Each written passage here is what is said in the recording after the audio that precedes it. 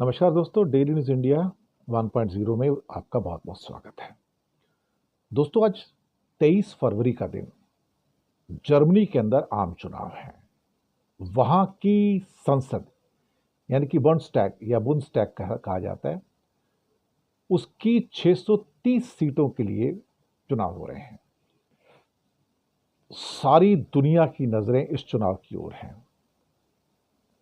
क्योंकि पहली बार इस चुनाव के अंदर अमेरिका के एलॉन मस्क ने खुलकर इंटरफेयर किया है, बेशर्म होकर इंटरफेयर किया है और कहा है कि मैं एलिस वीडल, जो कि वहाँ की एएफडी पार्टी है, जिसको आप कह सकते हो कि जैसे भारत में बजरंग दल है, हिंदू तालिबानी एक संस्था, बस समझो उसी तरह से हिटलर शाही को मानने वाली, मुसोलिनी शाही को मानने वाली एलिस वीडल है। मस्क भी तो देखा जाए तो एक तानाशाह की तरह बिहेव करते हैं, एक कट्टरपंथी की तरह बिहेव करते हैं, एक कट्टरपंथी व्हाइट सुपरमेसिस्ट की तरह बिहेव करते हैं। लेकिन वहां पर जो ओलाफ शोल्ज हैं जर्मनी के अंदर, जो कि वहां की एक पार्टी जो है, जो social democratic party of Germany है, उसको रिप्रेजेंट करते हैं और पिछली बार उनको 206 सीटें मिली थी। उनके साथ ही एक और हैं फ्रेडरिश मर्ज, जो कि सीडीयू या सीएसयू, जिसको Christian democratic union of Germany या Christian social union in Bavaria, इनके साथ मिलकर ये चुनाव लड़ा था और उनको 152 सीटें मिली थी वहां पर। इसके बाद एक शख्स आते हैं ब्रेंटर, ग्रीन पॉलिटिक्स वाले, ये भी काफी पॉपुलर पार्टी, ग्रीन पार्टी, इनको 118 सीटें 630 में से पिछली बार मिली थी।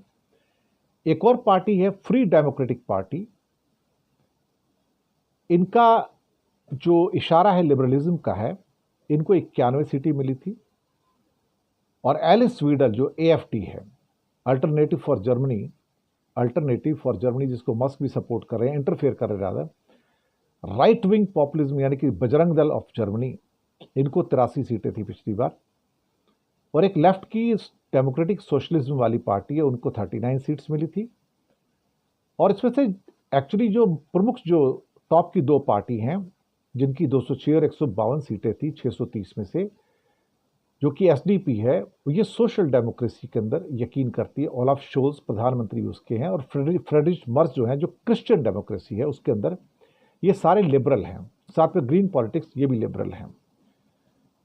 अब यहां पर देखा जाए तो ओलाफ शोल्ज, फ्रेडरिश मर्ज और रॉबर्ट हेबेक, ग्रीन्स, ये शायद आपस में मिलकर कॉम्बिनेशन बना के सरकार बनाने की परिस्थिति में आएंगे।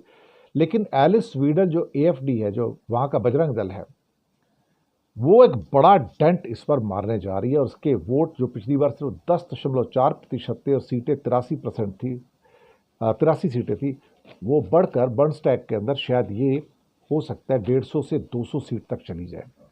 कुछ लोग कह रहे हैं कि इनको मेजोरिटी भी मिल सकती है 630 सीटों में, यानी कि 300 से ऊपर सीटें भी जा सकती हैं। पर कहीं ना कहीं मुझे लग रहा है कि ओलाफ शोल्ज की जो अपील है कि आप क्या जर्मनी को फिर से हिटलर के हाथों में सौंप देना चाहते हैं, क्या फिर से हिटलर और मुसोलिनी यूरोप के अंदर राज करेंगे, बड़ा एक ट्रिकी कोalition बन सकता है वहां पर। आज 23 तारीख है, वोटिंग अपने आप में, मुझे लगता है कि ओलाफ शोल्ज जो प्रधानमंत्री हैं, प्रधानमंत्री तो वहां उनको क्या कहा जाता है, चांसलर कहा जाता है, वहां पर चांसलर कहा जाता है जर्मनी में। तो उनका जो एक्सपीरियंस है वो अपने आप में काफ़ी बड़ा है, गवर्नमेंट चलाने का भी एक्सपीरियंस है और जो अनएक्सपेक्टेड क्राइसिस होते हैं उसके साथ डील करने का भी चांसलर साहब को काफ़ी हद तक एक्सपीरियंस है। जबकि क्रिश्चियन डेमोक्रेटिक जो पार्टी है, वो फ्रेडरिश मर्ज जो हैं, वो भी शायद इनके साथ मिल जाएंगे और ग्रीन्स वाले भी रॉबर्ट हेबेक जो हैं उनके साथ मिल जाएंगे। लेकिन एलिस वीडल बहुत ज़्यादा तानाशाही वाली और कट्टर पार्टी है, बजरंग दल की तरह। सबकी नज़रें हैं इसके ऊपर, क्या होगा। पूरी दुनिया की नज़रें जर्मनी के इस चुनाव पे हैं due to the Alice Weidel AfD party जो है, एएफडी पार्टी है, अल्टरनेटिव फॉर जर्मनी, जो कि जर्मनी और वाइट और जर्मन रेस की सुपीरियरिटी की बात करती है, वही जो हिटलर भी किया करता था। मुझे लगता है कि जो दशा और दिशा जर्मनी के वोटर्स तय करेंगे वो दुनिया को आने वाले सालों में प्रभावित करेगी। हमारी नज़रें बनी रहेंगी और हमारी कोशिश रहेगी कि आज शाम को जब इसके रिजल्ट्स आएंगे तो बैलेट से उनके चुनाव हो रहे, ईवीएम मशीन से नहीं है, ये मैं पहले बता दूं।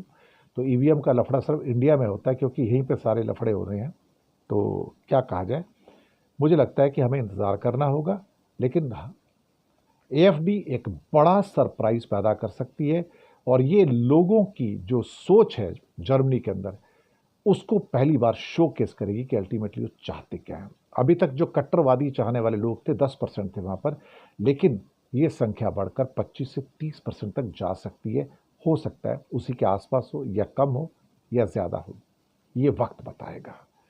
शुक्रिया आपका।